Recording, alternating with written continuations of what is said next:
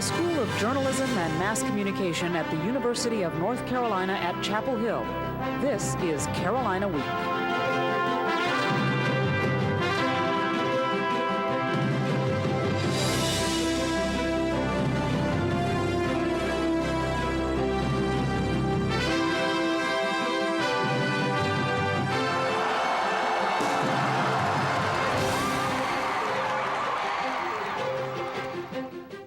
Good evening, and thanks for joining us for the February 7th edition of Carolina Week. I'm Brooke Baldwin. And I'm Bridget Williams. We're proud to be bringing you coverage of Carolina news and events. UNC Election Day is less than a week away, and all the candidates for student body president are working hard for your online votes. Every day this week, there's at least one debate, some even held in class, so candidates can make their cases before the February 13th election. Election board officials say the new online ballots are making the competition fierce and voting more accessible. Students can vote on Student Central starting in the early morning through 10 p.m. on Election Day. Student body president candidate Caleb Ritter says online voting is a good thing. Now with online voting, the rest of the campus will be more likely to vote. It's a lot easier. And even if they don't have interest in student government, it won't take them much time, so they'll go ahead and vote. To be ready for the real vote, Administrative Information Services is running a test site with a mock election this week to make sure all the servers are working properly. And if you haven't met these guys campaigning hard in the pit, you can meet them here. In today's Speak Out segment, we ask candidates to share their visions for change at UNC. My two most important platform goals are providing 911 cell phones for students to check out and creating the Student Issues Network, a team of students whose entire job is to find out student concerns and help them do something about their problems. I think costs are becoming too high for the average student. You know, the student, who doesn't have the great resume to get all the high-paying scholarships, or they make too much money for financial aid. And I believe that students need to, speak up, get loud, and make some noise, because you can't just let the university, run all over us financially. The main point of my platform is focusing on empowerment and bringing students back to student government. That's why I wanted to start a program called the Student Empowerment Endowment. So students, whoever it may be, who has a problem, can come to student government, and we'll provide them with the resources to make the solution a reality. My major platform goal that I really want to work on is academic advising. I've done a lot of work on it in the past and did a lot of work on the administration this year. I don't feel that the students know who our student body president is, and which is my main concern, that the students know who he is, know that they can talk to him, and know that, he's there for them and not just for his position. My biggest goal is to put a chair and vice chair of student group representation on the president's cabinet so that I'm constantly made aware of what students need so that I can help them in the future. So my goal for student government is basically to provide students, the mass of the students, with services that they'll be able to use in their day-to-day life, so they'll realize that student government is doing something for them. There are three write-in candidates, Charlie Trachis, Matthew Wilhide, and Larry Harper. And just because you're graduating doesn't mean you don't have a voice in student government. Seniors are also eligible to vote. Some UNC fans say what happened after last Thursday's basketball game against rival Duke was an embarrassment. Students packed Franklin Street cheering and yelling, but that's not all. Students also lit bonfires, toilet-papered trees, and even damaged 2 cars. The crowd's disregard for other people's property put Chapel Hill in national news. Safety officials on Franklin Street Thursday couldn't control the hyped crowd, and Fire Chief Dan Jones says the long-standing tradition of celebrations on Franklin Street may have to change. I think we are going to look at what happened with the university and talk about different kinds of ways to try and control it. And one of the things that I've suggested is that student government should get involved in this. Stop there. It continued this week on campus buildings and walkways. Energy crisis in California and a possible gasoline shortage have members of the Carolina community paying more than usual for heating bills this winter. The cooler winter temperatures have most Triangle residents doing all they can to stay warm, including turning up the heat. But raising the temperature on your thermostat also means raising the amount of your bill. Local gas and electric companies are sending a notice along with each bill reminding their customers to curb energy use this season. Power companies recommend that you keep the thermostat set at 60 degrees, a comfortable yet affordable temperature. Heating bills are just one reason that students and other consumers are feeling the penny pinch. Prices at the gas pump also continue to rise. On average, North Carolina drivers are paying $1.49 a gallon. That's 5 cents below the national average, but still a hefty price. The retail increase is because crude oil costs twice as much as it did a year ago. Fortunately, there are several ways to drive a few more miles for your buck. Traveling at 55 miles per hour gives you 21% better gas mileage. You should park your car so that you begin traveling forward, because starting in reverse takes a little more fuel. Say you should also keep your windows up when driving on the highway, because air drag reduces gas efficiency by 10%. Also, don't warm up your car for more than 30 to 45 seconds. And finally, buy gasoline during the early morning or late evening when gas is most dense. The Red Cross says it's facing a blood shortage this month. The agency says there's less than a 2-day supply of several blood types, including O negative, the universal blood type. As Carolina Week's Michelle Muscatello reports, students are helping, but it might not be enough. Even though student blood donations are flowing in, the Red Cross needs more people to donate blood to help bring the supply to normal levels. Local blood drives are a vital way of doing this. The Red Cross specifically targets college and high school age students for blood donations. This age group has the highest rate of first-time donors. Brenda Hansley is a team supervisor for the Orange County Red Cross. She says it's the second-time donors who really make a difference. The most important donor is the second-time donor, because you may come the first time and you may not come back.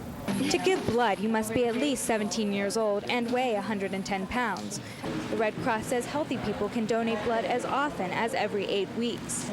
Some of the UNC students who gave blood on Tuesday in the Great Hall say it's easy to be a donor and they like knowing they're helping others. Better to go ahead and have done my part than to have to wait on the goodness of someone else to come alongside. There's people out there that are going to have moms or dads or sisters or brothers that are going to need blood, and I have it, so I might as well give it. The Carolina region requires 1,500 units of blood per day just to keep pace. With such high demands, it's tough for blood supplies to remain at adequate levels. The Red Cross blood supply is often in a critical state, especially after the holidays. But all it takes is filling up this bag with blood to help save a life. Donating blood takes about an hour, and Orange County usually has 2 blood drives each week around the UNC campus. In Chapel Hill, I'm Michelle Muscatello, Carolina Week.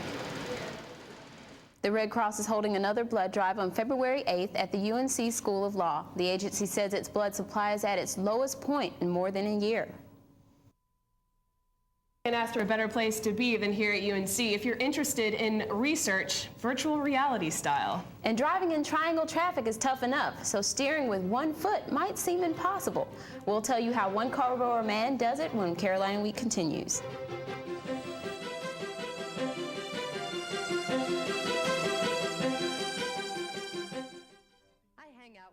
Trashy circle. The circle that helps this circle by recycling trash. We sort glass, plastic, separate cans, stack newspapers and magazines. Now, thanks to us, there are lots of products made from things we've already recycled. This cereal box wants your Sunday paper. These paper clips, in a more daring life, of 56 convertibles.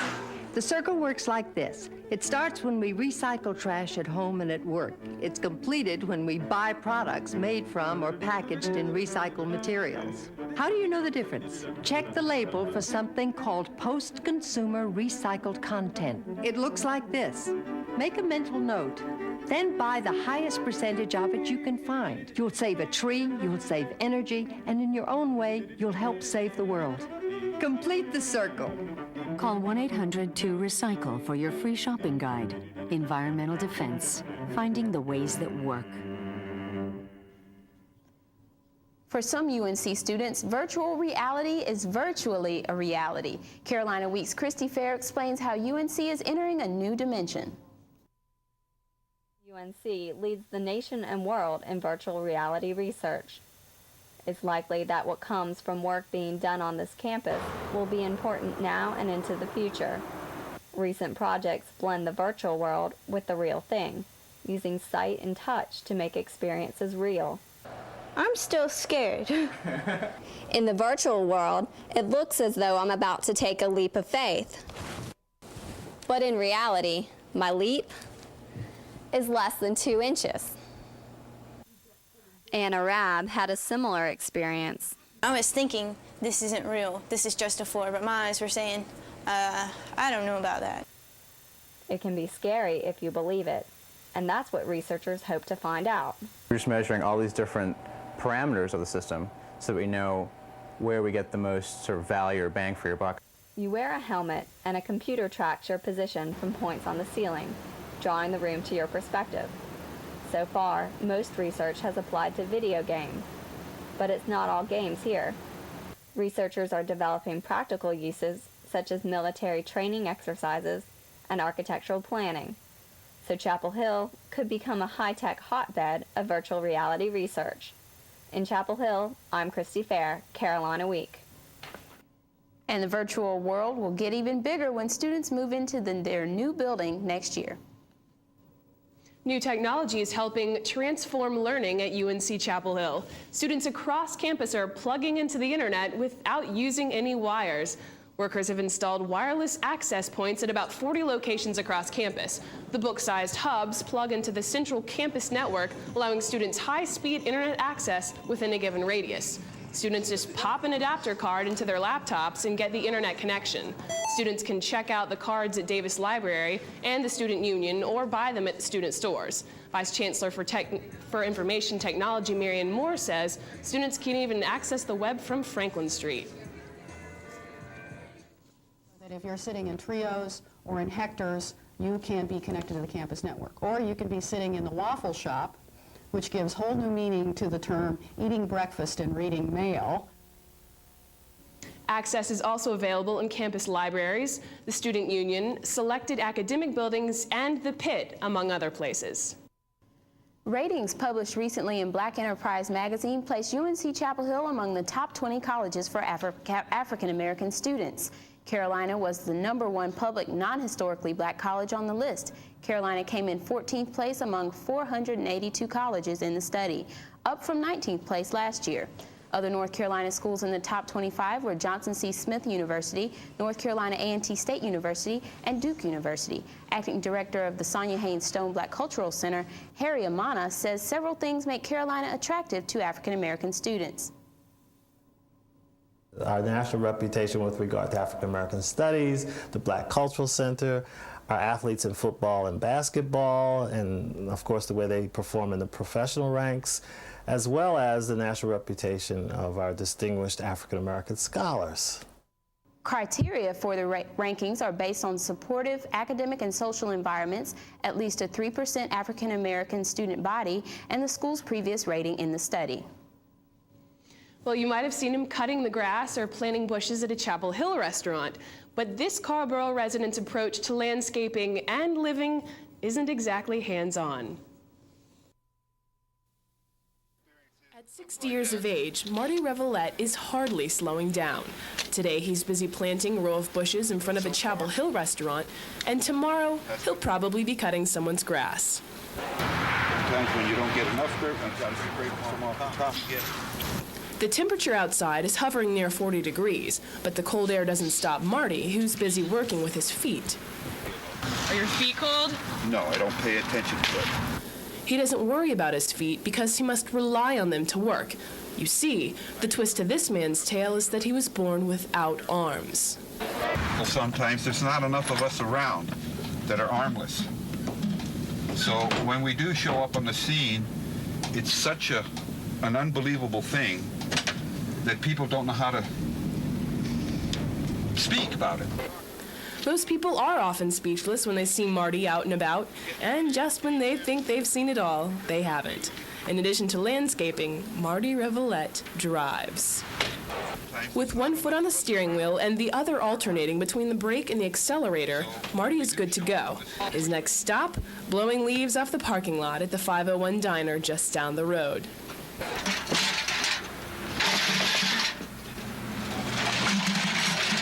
You learn to adapt, right? The rope is the trick. The rope might be the trick to this job, but overall, patience is key. After gassing up his machine and firing it up, Marty is in business. His physical disability doesn't seem to slow him down at all. Talented and optimistic, Marty says he was born with a purpose. To show people that there's always a possibility, there's always an opportunity, and power lies within every human being, if he wants it.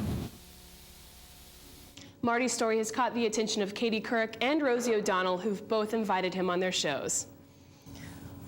Well, while we're just 1 week into February, outside it feels a little bit more like spring. Carolina Week's Kelly Mahoney is here to tell us if we can expect this beautiful weather for the weekend. Well, while winter certainly isn't over yet, this week people of all ages have headed outside to soak up the sun and beautiful weather. I'll be back in just a minute to tell you how your weekend forecast is shaping up.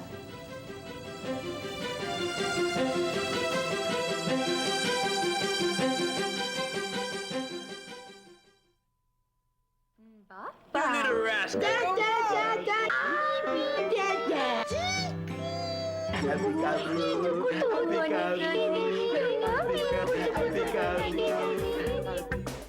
Scientists have proven that his brain will develop better when you read, sing, and talk to him in full sentences from the day he is born. What do you want, honey?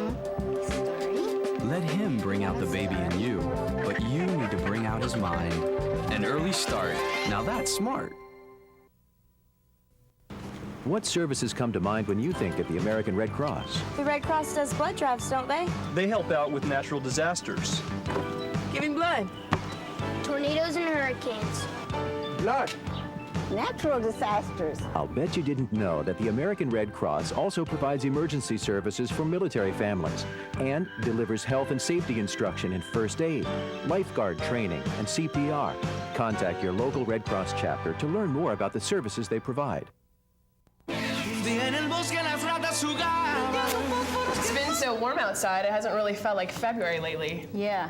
No, it definitely hasn't, but we are 1 week into February, which, the shortest month of the year, thank goodness, because it's the end of winter. But is it 28 days this year, or is it 29 days this year? The last leap year was it in 1914, in 1993, in 98, or was it last year, 2000? I'll give you a little bit to figure that out, but let's get back and take a look at that warm weather that we were talking about. It has been beautiful this week, very spring-like indeed, as people headed outside to play a little ball, do some studying, and overall have some fun in these above normal temperatures. So is this normal for February or what? It might not feel that way, but if we take a look at some February numbers, you can see that the averages for this time of the year are actually around 41.7 degrees with an average high really about 52.6 and an average low of 31.3. The precipitation comes in at about 3.5 inches. The record high temperature was set in 1977, 84 degrees. The record low at 0 degrees. So those are averages. We kind of fall a little bit in between there, but as we head into the weekend, it's going to be above average, which will feel great. So let's take a look and see what the Carolina Week 4-day forecast does have in store for us. First, we'll take a look at the surface map. Not much here to talk about. There's some precipitation headed out in the Midwest. Will trigger a cold front passage Friday and Saturday, which could put a little shower damper in our forecast, but overall looks great. Looking at the forecast, Friday looks wonderful, 71 degrees. Topping 70 degrees in February is fantastic. Saturday, you do see a chance for that rain, a high of 67, and Sunday and Monday still are above average for this time of the year, highs of 58 and 57 respectively. If you're thinking about heading out to the beach or the mountains this weekend, pretty good bet. Either way, Saturday the beach might be a little bit cloudy, not a washout completely though. 68 on Saturday and 60 on Sunday. And if you are going to take up to the mountains and plan a little hike, some outdoor activities, things look great there in the 50s on both Saturday and Sunday, and pretty dry forecast out that way. If you are headed up to the mountains and are thinking about doing some winter stuff, skiing resorts are still open and running. 9 trails up in Appalachian, and still 10 in Ski Wolf, and 20 trails open. It's still in Sugar Mountain, so you still got you can take your pick this weekend. Skiing in the mountains, head to the beach, 68 degrees, looks pretty nice. Sounds nice. Yeah, not like February though. Definitely not. What's the answer to that weather question? Well, it depends how long your memory is, I guess. The answer is actually just 2000, but with all those funny century rules and stuff, sometimes people forget that last year was a leap year, so we've still got a little bit of time till the next one. Yeah. Great. Thanks, Kelly. Thanks. For the first time in 3 years, the men's basketball team is the top team in the country. We'll review the week that propelled the Heels into the #1 ranking. Carolina Week's Ayanna Banks is up next with sports.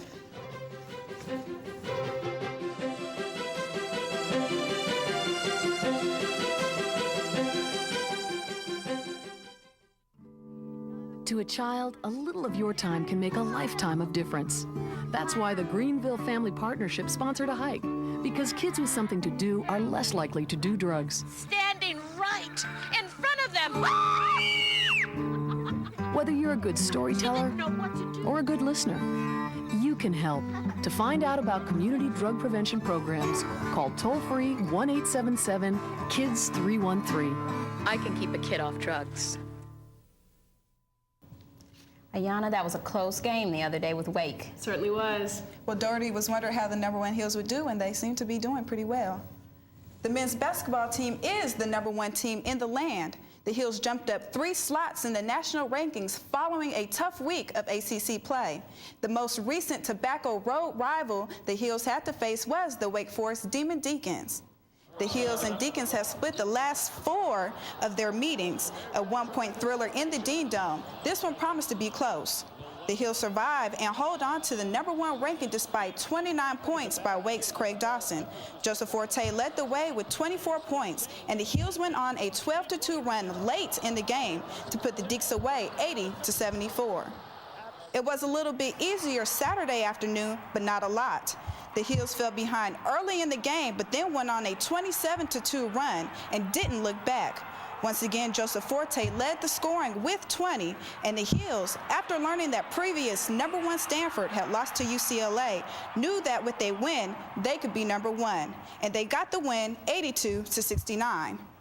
The week started off with a victory versus arch-rival Duke. The Heels went into the unfriendly confines of Cameron Indoor Stadium and pulled out a dramatic victory. Joseph Forte led the way with 24 points and 16 rebounds, but the game goes down to the wire. Brendan Haywood hits 2 free throws with 1.2 seconds left, and when a long heave from Chris Duhon hits the back of the rim, the Heels win a thriller in Cameron. The Heels next face the Maryland Terrapins on Saturday in Chapel Hill. The women's basketball team is beginning to turn around its ACC season. The Lady Heels beat Georgia Tech, then hosted Wake Forest on Sunday. Wana and Coretta Brown tie as leading scorers, each with 20 points. Down but not out, Wake Forest Olivia Darty drives the lane between 2 defenders, but the Carolina offense and defense proves too much as the Heels win 72-60. With college football bowl games scattered about the country, the NCAA basketball tournament, and expanding conferences, traveling is a frequent occurrence for college athletics. But how safe is it? Carolina Week's Joe Disney has the story. The next time you're sitting in the Dean Smith Center enjoying a UNC basketball game, think about what it would be like if all of a sudden, without any notice, all the excitement is gone. You may not think about it when you're watching a collegiate athletic event, but traveling across the nation, sometimes several times each week, has become a way of life for athletes, coaches, and the media. And it's something that we think about every time we get on an airplane, especially a small plane, especially in the winter, especially late at night. In college athletics today, playing games far from home is vital to being a superior program in any sport, especially for the tradition-laden Tar Heels. If we're going to maintain our status as one of the national programs, both in football and basketball, we're going to fly and we're going to play across the country. With the heavy travel load comes a risk of danger. On January 27th, 2 Oklahoma State basketball players and 8 others associated with the program were killed when their plane crashed on the way home from a game in Boulder, Colorado. The Cowboys have begun to move on, but debates have been sparked about how teams get to game sites. Each school's going to have to look at that and say, are we putting our student athletes, coaches, and administrators on planes that are safe? The Heels probably won't curtail their travels, but be sure that coaches and officials will find the safest possible transportation. In Chapel Hill, I'm Joe Disney, Carolina Week. The men's tennis team has started the year off on a winning streak. The Heels won their second match of the year against the Camels of Campbell U. It was a decisive win as the Heels take it 6-1. The #1 doubles team of Nicholas Monroe and Marcio Petroni got things started in the right way with an 8-5 victory. The other 2 doubles points would go for the Heels, and combined with 3 out of 4 single victories, the Heels improved to 2-0. Next up for the Heels, the Foreman Paladins Tuesday in Chapel Hill. So it's just been a great week all around for Carolina athletics. We're really enjoying it too. Thanks, Ayana. Thanks. A bitter rivalry between Carolina and Duke extends off the basketball court. Students at both universities bet on the outcome. We'll show you who wins the bet between bitter rivals when Carolina Week returns.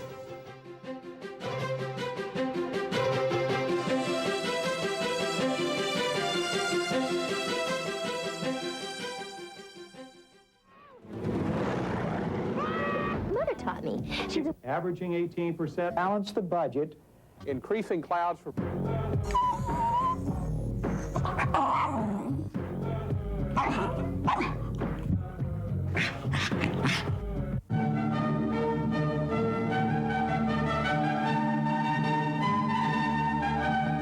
UNC TV. Your remote stops here.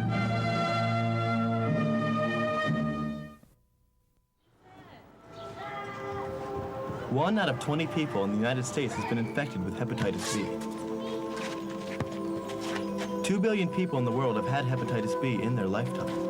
80% of newborns that are infected with hepatitis B are likely to have it for life. More people are infected with hepatitis B than HIV. Many people have it and don't know it. There is no cure yet, but it is preventable, and there is support and treatment.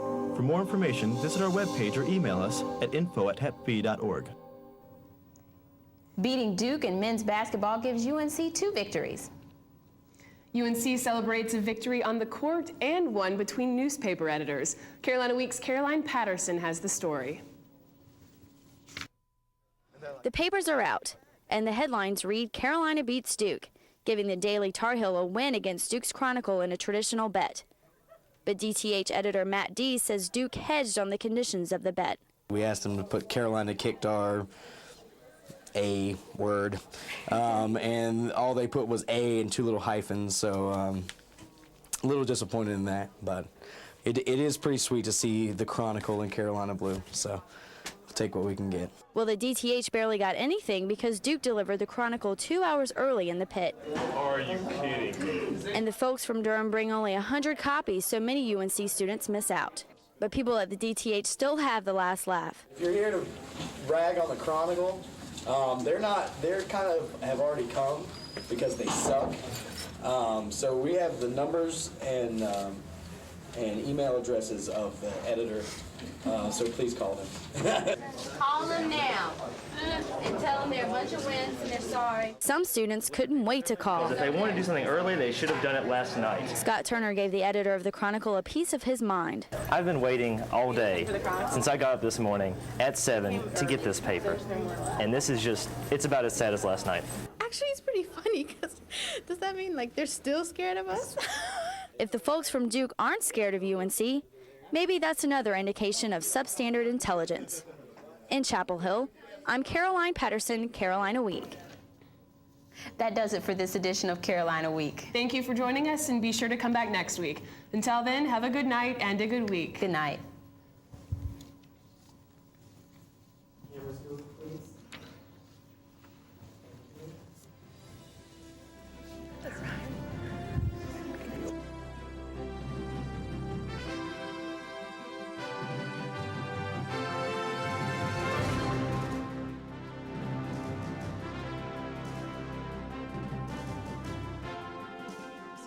Chapel Hill, North Carolina, 27599.